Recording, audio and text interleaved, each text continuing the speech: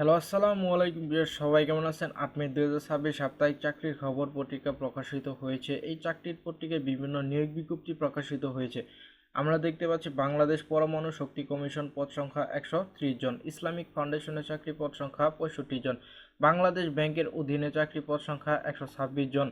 এরপর আমরা দেখতে পাচ্ছি বাংলাদেশ পল্লী বিদ্যুতায়ন বোর্ড পদ সংখ্যা ১০৩৫ জন, বাংলাদেশ পুলিশের ক্যাডেট এএসআই নিরস্ত পদ সংখ্যা ৪,০০০ জন, মংলা বন্দর কর্তৃপক্ষ পদ সংখ্যা ১৩৯ জন, সিভিল সার্জনের কার্যালয় বগুড়া পদ সংখ্যা ১৫৫ জন, কর কমিশন কার্যালয় কর অঞ্চল কুষ্টিয়া পদ সংখ্যা ১২২ জন, অর্থ মন্ত্রণালয়ে চাকরি পদ সংখ্যা ৩১ জন, training institute for chemical industries পদ সংখ্যা ১৪ জন, কাস্টম এক্সাইজ ও ভ্যাট কমিশনারেট গাজীপুর পদ সংখ্যা ৩১ জন।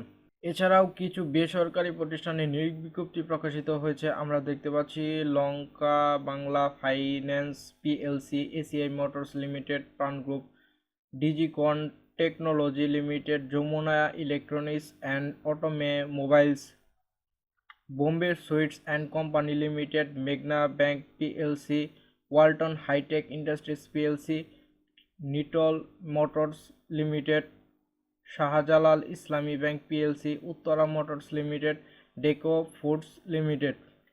এরপর আমরা দেখতে পাচ্ছি আরও কিছু নিয়োগ বিজ্ঞপ্তি। গ্যাস ট্রান্সমিশন কোম্পানি লিমিটেড পদ সংখ্যা ৭১ জন, পায়রা বন্দর কর্তৃপক্ষ পদ সংখ্যা ২২ জন, সামরিক ভূমি ও ক্যান্টনমেন্ট অধিদপ্তর পদ সংখ্যা ১৩ জন, চট্টগ্রাম সিটি কর্পোরেশন পদ সংখ্যা ১৬ জন।